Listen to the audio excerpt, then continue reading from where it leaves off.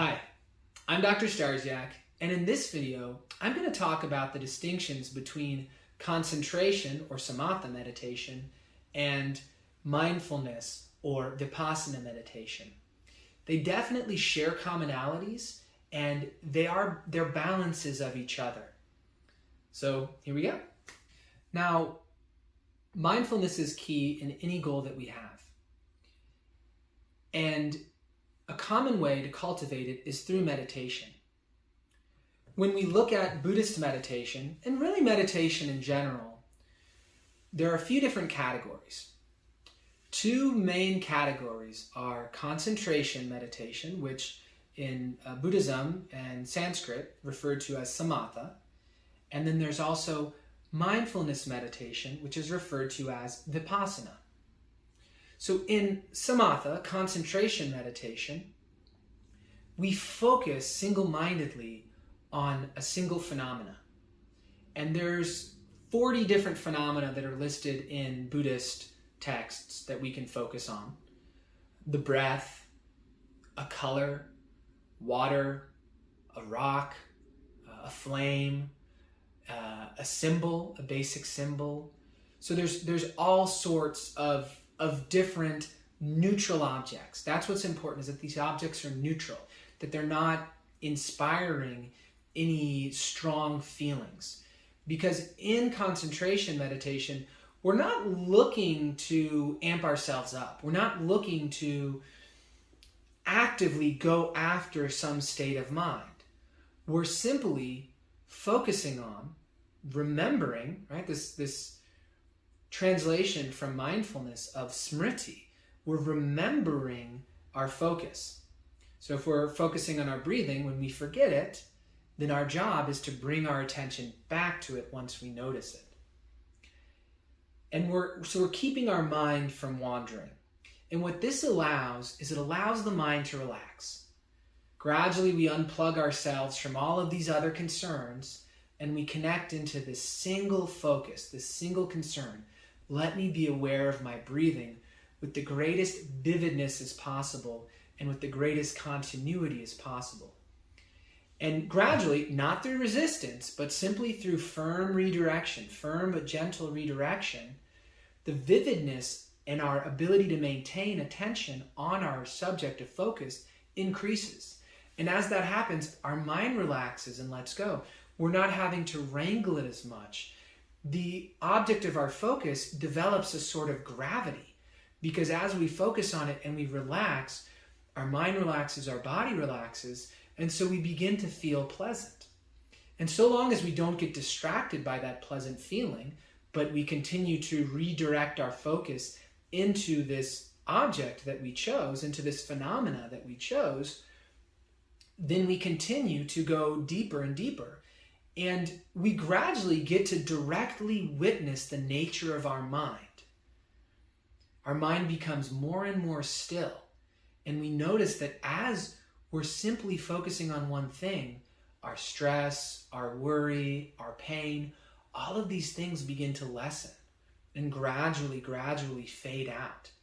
And we see that the nature of our mind, when it's undisturbed, is complete, is whole, is without problem.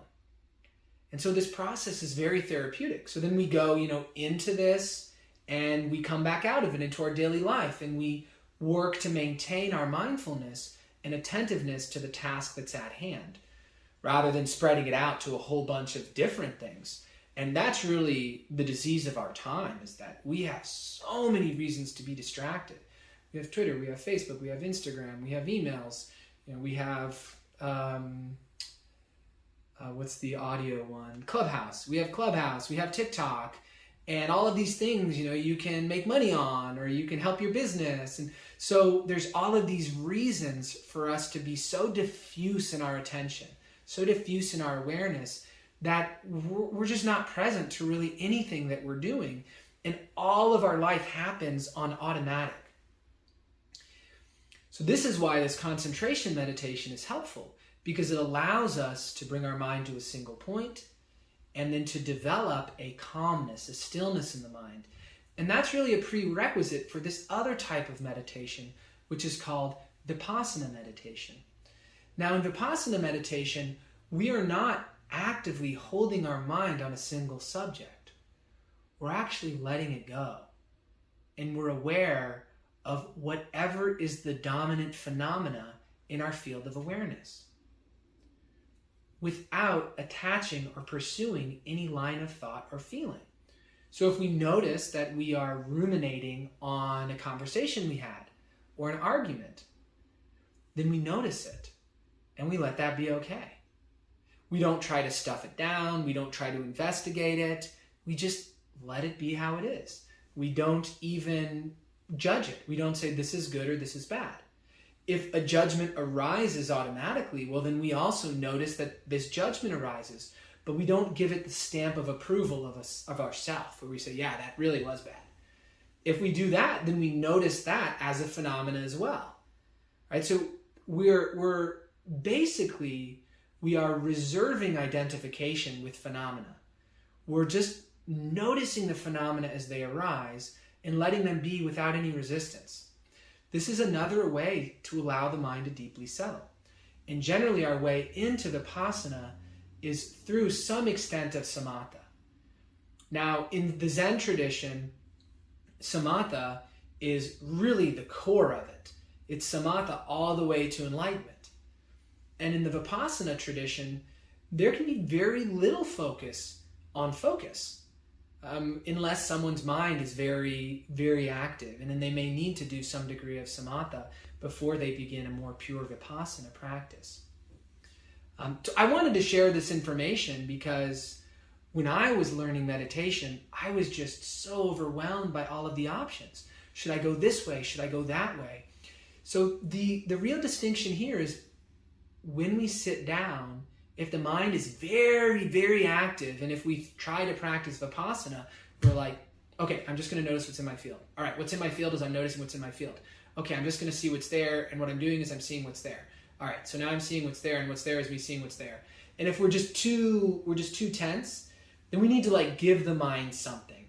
We need to give the mind something like the breath, so that it can just follow something and be aware of it. And maybe in the beginning we count the breathing. When we breathe in, we count 1. When we breathe out, we count 2. And then as we get used to that, and we go up to 10 and start back at 1. When we're not losing our count, then maybe we just count on the out-breath. And then once we're not losing that, then maybe we give up the count altogether and just focus on the sensation. And then once we're really used to that, we may give up on holding on to the breath, and we just become aware of whatever is in our field. And anything we notice our mind starting to attach onto, once we notice it, we apply mindfulness. And we notice that attachment, and that is actually the letting go of that attachment.